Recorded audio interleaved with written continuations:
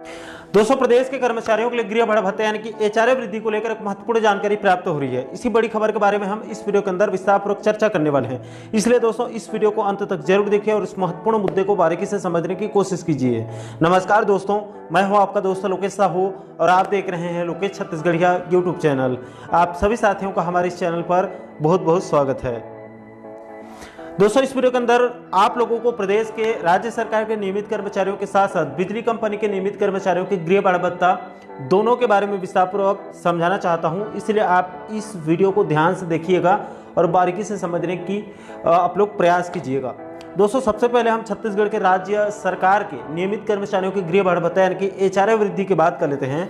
तो देखिए दोस्तों, आपकी जानकारी के लिए बता दूं कि पूर्व में छत्तीसगढ़ के कर्मचारियों को 6वें वेतनमान के हिसाब से गृह भाड़ा भत्ता यानी कि एचआरए दिया जा रहा था, लेकिन कर्मचारियों के दबाव की वजह से पूर्व की भूपेश बघेल सरकार ने अपने अंतिम अनुपूरक बजट में कर्मचारियों को 7वें वेतनमान के तहत गृह भाड़ा भत्ता यानी कि एचआरए देने का बड़ा निर्णय लिया था और इसकी राशि का प्रावधान किया था अनुपूरक बजट में, जिसका पालन करते हुए छत्तीसगढ़ वित्त विभाग ने 8 अगस्त 2023 को 7वें वेतनमान के आधार पर एचआरए वृद्धि करने का बाकायदा आदेश जारी कर दिया। दोस्तों, जारी इस आदेश को जब आप ध्यान से देखेंगे तो इसमें यहाँ पर एक बात कही गई है कि अभी तो छत्तीसगढ़ के कर्मचारियों को शहरों के कैटेगरी और महंगाई के हिसाब से 9% और 6% और राज्य के बाहर दिल्ली स्थित कार्यालय में सेवा दे रहे कर्मचारियों को 27% के आधार पर एचआरए दिया जाएगा। लेकिन जैसे ही आपका महंगाई भत्ता 50% होगा तो उसके बाद आपके एचआरए में भी राज्य के अंदर 1%, राज्य के बाहर दिल्ली स्थित कार्यालयों में सेवा देने वाले कर्मचारियों के लिए 3% की वृद्धि किया जाएगा।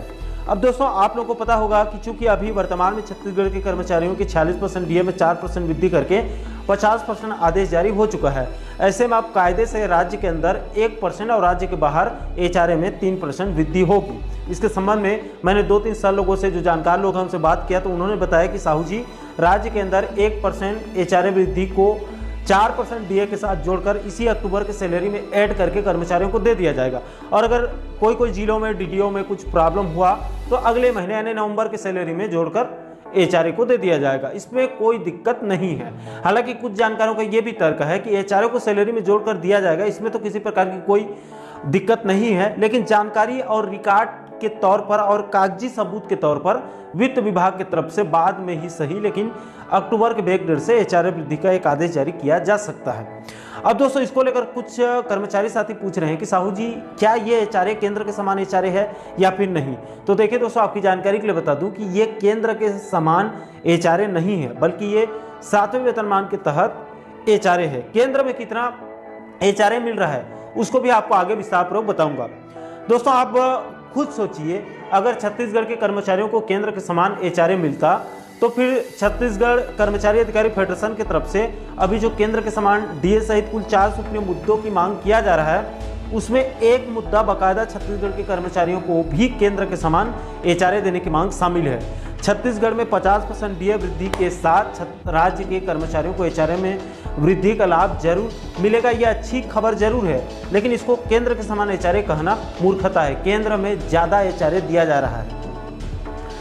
दोस्तों, ये तो हो गई राज्य के कर्मचारियों के एचआरए की बात। अब आप दूसरे नंबर पर छत्तीसगढ़ के बिजली कंपनी के नियमित कर्मचारियों के एचआरए वृद्धि के बारे में विस्तारपूर्वक समझिए।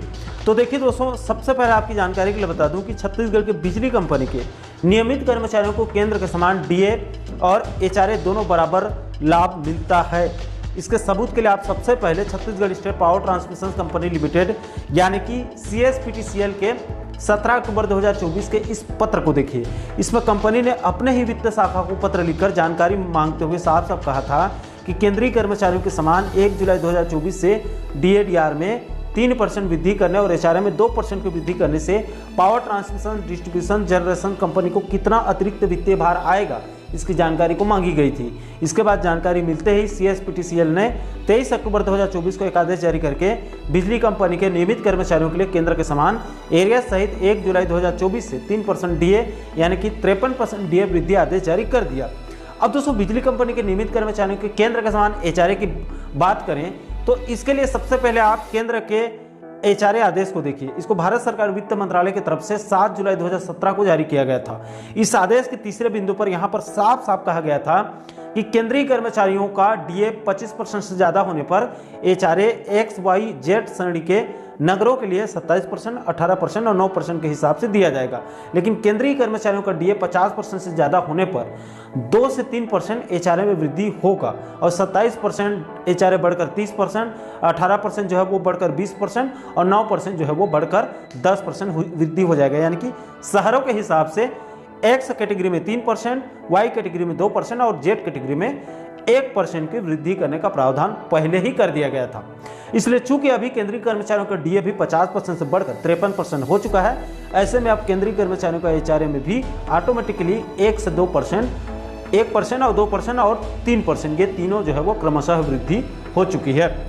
इसी केंद्रीय एचआरए वृद्धि का पालन करते हुए CSPTCL ने भी छत्तीसगढ़ के बिजली कंपनी के 53% डीए वृद्धि होते ही 23 अक्टूबर 2024 को एक आदेश और जारी करके छत्तीसगढ़ की बिजली कंपनी के नियमित कर्मचारियों के एचआरए में वृद्धि कर दिया है। इस आदेश में यहाँ पर साफ साफ कहा गया है कि पावर कंपनी में 5 सितंबर 2017 के सहपठित 17 अक्टूबर 2017 के द्वारा जारी वेतन पुनरीक्षण आदेश के मुताबिक महंगाई भत्ते की दर 50% से अधिक होने पर मकान किराया भत्ता यानी कि वही एचआरए में X, Y और Z 3 श्रेणी में शहरों को बांटा गया है। उसके आधार पर 30%, 20% और 10% देने का नियम था। इसलिए अब छत्तीसगढ़ पावर कंपनी यानी कि बिजली कंपनी के ऐसे नियमित अधिकारी और कर्मचारी और साथ ही साथ कार्यभारित कर्मचारी जो कि 1 अप्रैल 2016 से पुनरीक्षित वेतन प्राप्त कर रहे हैं, उनके एचआरए को संशोधित करके वाई कैटेगरी शहर के लिए 20% और जेड कैटेगरी के लिए 10% एचआरए 1 अक्टूबर 2024 से लागू करने का फरमान जो है वो जारी कर दिया गया है। यानी कि छत्तीसगढ़ के बिजली कंपनी के कर्मचारियों के लिए केंद्र के समान एचआरए में भी 2 से 3% की वृद्धि कर दिया गया है। तो दोस्तों, इन सभी तथ्यों से साफ हो जाता है कि चूंकि इस समय छत्तीसगढ़ राज्य के नियमित कर्मचारियों का भी डीए 50% से बढ़कर 53% हो चुका है, ऐसे में 7वें वेतनमान के तहत उनके एचआरए में राज्य के अंदर 1% की वृद्धि होगी और राज्य के बाहर दिल्ली स्थित कार्यालय में 3% की वृद्धि होगी। हालांकि यह केंद्र के समान नहीं होगा, बल्कि ये 7वें मान के आधार पर होगा। इसके अलावा छत्तीसगढ़ की बिजली कंपनी के नियमित कर्मचारियों को चूंकि उनको हमेशा केंद्र के समान डीए एचआरए का लाभ दिया जाता है, इसलिए बिजली कंपनी के नियमित कर्मचारियों के लिए केंद्र के समान एचआरए वृद्धि का आदेश जारी कर दिया गया है। दोस्तों, इसमें डिफरेंस क्या है उसको आप थोड़ा समझिए, इसका सार। तो साथियों, राज्य के कर्मचारियों और केंद्र के कर्मचारियों दोनों को 7वें वेतनमान के तहत एचआरए दिया जा रहा है, इसमें कंफ्यूजन नहीं है। लेकिन राज्य के कर्मचारियों को अधिकतम 10% तक एचआरए मिलेगा, लेकिन केंद्र में अधिकतम 30% तक एचआरए मिलेगा। यानी कि छत्तीसगढ़ राज्य के कर्मचारियों से 3 गुना ज़्यादा एचआरए केंद्रीय कर्मचारियों को मिलेगा और उसी अनुपात में छत्तीसगढ़ के बिजली कंपनी के नियमित कर्मचारियों और अधिकारियों को भी एचआरए का लाभ दिया जाएगा।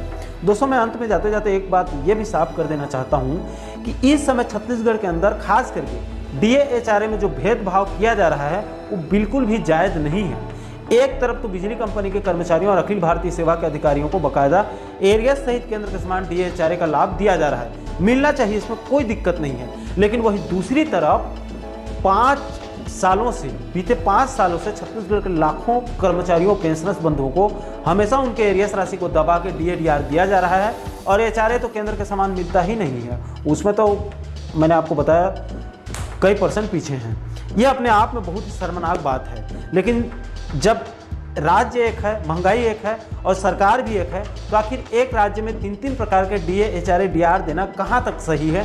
और बजट का रोना रोते रोते हमारे राजनेता टेबल के नीचे से अपने वेतन भत्ते और पेंशन बढ़ा लेते हैं, किसी को हवा तक नहीं लगता है। यह भी अपने आप में बहुत ही जो है वो शर्मनाक बात है। यह भी अपने आप में जो है वो बहुत ही भेदभाव वाली नीति है। तो आशा करता हूँ दोस्तों कि आप इस वीडियो के माध्यम से छत्तीसगढ़ के नियमित कर्मचारियों के साथ साथ बिजली कंपनी के कर्मचारियों से लेकर केंद्रीय कर्मचारियों तक के डीए एचआरए के पूरे गणित को आप बिल्कुल सरल शब्दों में अच्छे से समझ गए होंगे। दोस्तों, इन सभी मुद्दों को लेकर आप लोगों की क्या राय है, नीचे आप लोग कमेंट बॉक्स में अपनी अपनी प्रतिक्रिया आप लोग जरूर साझा कीजिएगा। और साथियों, आप आगे भी प्रदेश के कर्मचारियों और पेंशनर्स बंधुओं से जुड़ी इस प्रकार के अन्य महत्वपूर्ण मुद्दों पर, महत्वपूर्ण टॉपिक पर वीडियो देखना चाहते हैं तो आप हमारे चैनल को जरूर सब्सक्राइब कर लीजिएगा, ताकि आने वाले सभी नए वीडियो का नोटिफिकेशन आप लोगों तक तुरंत पहुंच सके। दोस्तों, अभी के लिए फिलहाल इस वीडियो में इतना ही। मुझे दीजिए इजाजत। मैं मिलता हूँ आपसे एक और महत्वपूर्ण मुद्दे के साथ, महत्वपूर्ण टॉपिक के साथ। तब तक के लिए जय हिंद, जय छत्तीसगढ़।